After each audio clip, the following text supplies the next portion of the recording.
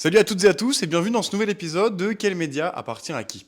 La semaine dernière, on s'était intéressé à Daniel Kretinsky, ancien possesseur de Le Monde, et je vous avais dit qu'on s'intéresserait cette semaine à la famille Bouygues. Alors, outre le fait qu'on connaisse la famille Bouygues comme le possesseur et aussi l'actionnaire majoritaire de Bouygues Télécom, il faut aussi bien mettre en avant que la famille Bouygues possède le groupe TF1, c'est-à-dire TF1, TMC, TFX et LCI. Autrement dit, pas mal de médias qui sont pas mal consommés sur le territoire français. D'ailleurs, détail un tout petit peu important à noter, Daniel Kretinsky, la personne qu'on a abordée la semaine dernière, possède 5% de parts dans le groupe Bouygues. Pour bien comprendre l'ampleur de Bouygues Télécom et d'à quel point ces scandales sont particuliers par rapport aux autres personnes qu'on a pu aborder dans cette série de vidéos, je pense qu'il est important de séparer cette vidéo en 4 grands scandales. Et on va commencer par le scandale sur le Turkménistan. Alors pour celles et ceux qui ont vu l'une des dernières vidéos de Squeezie, effectivement, le Turkménistan, c'est ce pays dans lequel il y a eu 2 dictateurs. D'abord un dictateur très égotique, très tourné autour de sa personne,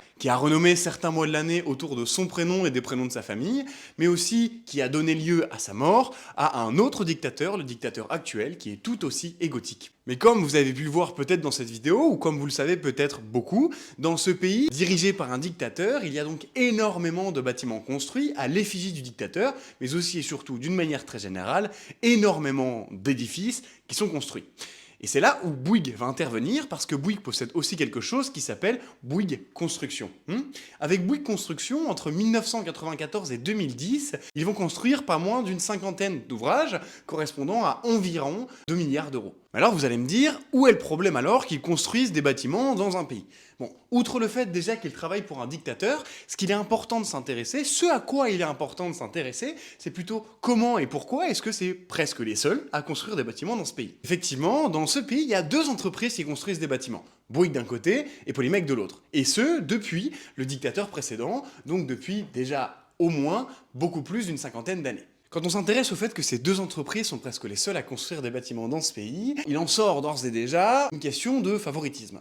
Et ce favoritisme se voit notamment quand on voit que pour toutes les constructions dans ce pays, et ce depuis 1994, il n'y a pas d'appel d'offres pour les constructions. Appel d'offres qui se fait normalement obligatoirement pour savoir avec qui le pays va travailler, ou avec qui l'entreprise va travailler, l'école va travailler pour construire ou rénover son bâtiment.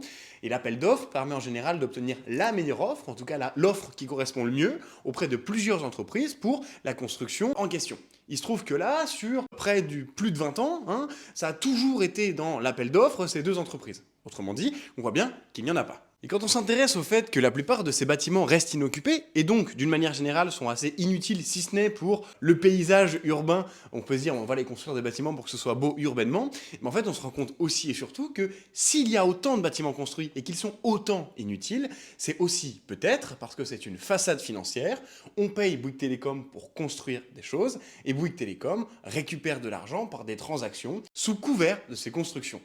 Bon, là il s'agit de suppositions, mais au vu de tous ces petits détails, on peut quand même sacrément le penser. D'après l'investigation de certaines personnes sur place, mais aussi d'ambassadeurs des États-Unis sur place, il semblerait que Bouygues Télécom ait versé des cadeaux à l'État turkmène de manière à obtenir l'exclusivité des constructions des bâtiments. Encore une fois, c'est une supposition, mais une supposition corroborée quand même par certaines annonces de personnes sur place. D'ailleurs, en termes de corruption, ce pays, il n'est pas exempt de tours proches, et d'ailleurs Bouygues Télécom non plus, parce que pour chaque construction, il semblerait que ces entreprises doivent prévoir 20 à 30% de budget en plus, 20 à 30% destinés directement au pot de vin de l'État turkmène.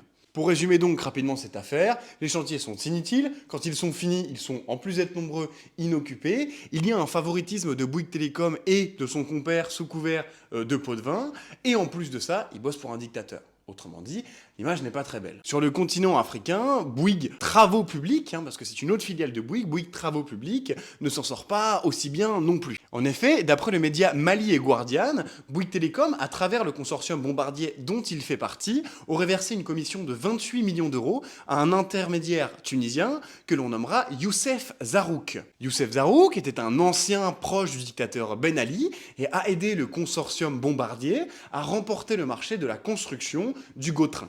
Encore une fois, une histoire plutôt tourbe.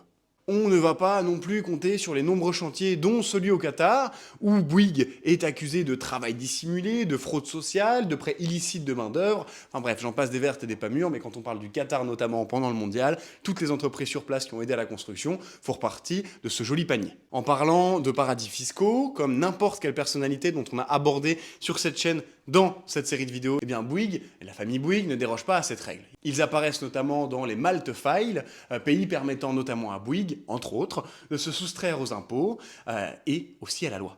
Les lois financières, des lois fiscales, puis des lois d'une manière générale. Quand on s'intéresse à la Russie, Bouygues n'est pas non plus dans la meilleure des situations. Martin Bouygues, qui était à la tête de Bouygues jusqu'en 2021, avait des relations très proches avec l'industriel Iskander Makhmudov, supposément lié au groupe Ismailov-Kaya, qui est une organisation criminelle russe. Autrement dit, que ce soit au Turkménistan, que ce soit en Afrique, sur le continent africain, mais aussi en Russie, Bouygues Telecom et les personnalités à sa tête ne sont pas toutes blanches du tout.